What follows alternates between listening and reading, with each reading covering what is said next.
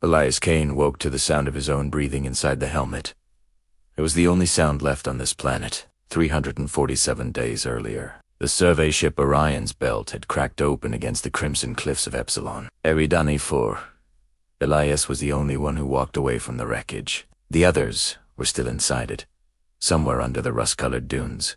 He had salvaged what he could. A habitat module half buried in sand, a solar array that barely charged in the dim orange light, an oxygen recycler that coughed and wheezed like an old smoker, and enough ration packs to last a careful man for months. He had stretched them to 11 by eating half portions and pretending he wasn't hungry. The planet never helped. Thin air, brutal cold at night, and dust storms that lasted weeks.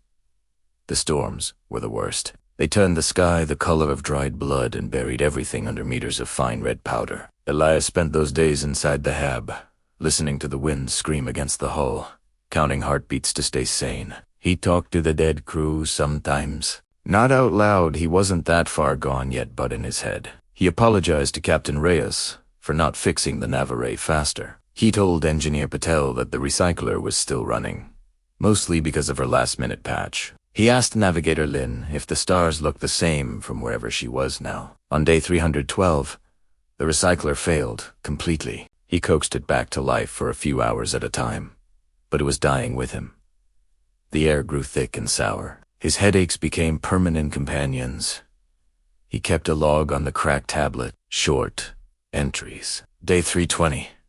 Planted the tomato seeds from the emergency kit. Nothing yet.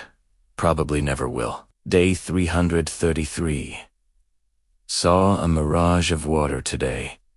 Walked toward it for an hour before I realized. Laughed. Until I cried. Or maybe the other way around. Day 340. Oxygen at 12%. Head swimming might not make day 350. He stopped writing after that. On what he calculated was day 347, Elias sat outside the hab in his worn suit, watching the sun set behind the jagged horizon. The sky bled from orange to purple to black. He had turned off the recycler to save power for the suit. His tanks read 8%, maybe 40 minutes left. He wasn't afraid anymore, just tired. Bone-deep tired. The wind picked up, carrying red dust across the plain. It swirled around his boots like smoke. He thought about standing up one last time, walking until he couldn't, and lying down to watch the stars come out. They were beautiful here, unfiltered by atmosphere. He had hated them once, for being so indifferent. His eyes drifted shut.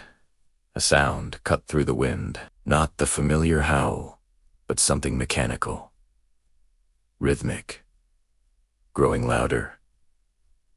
Elias opened his eyes. A light in the sky, not a star. Moving. The sound became a roar. Dust exploded upward as a landing craft descended, its thrusters carving a circle of clear ground around him. The ship settled with a hiss of hydraulics. Ramp already lowering.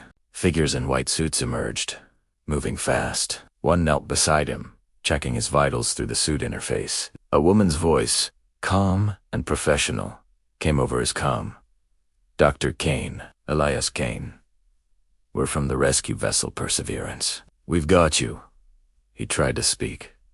Nothing came out at first. Then, barely a whisper. You go re. Dot. Real. The figure, her name tag read. Chun touched his helmet gently. Beri. Real. Your emergency beacon finally punched through the interference. We picked it up 6 hours ago. They carried him inside the craft. Warm air.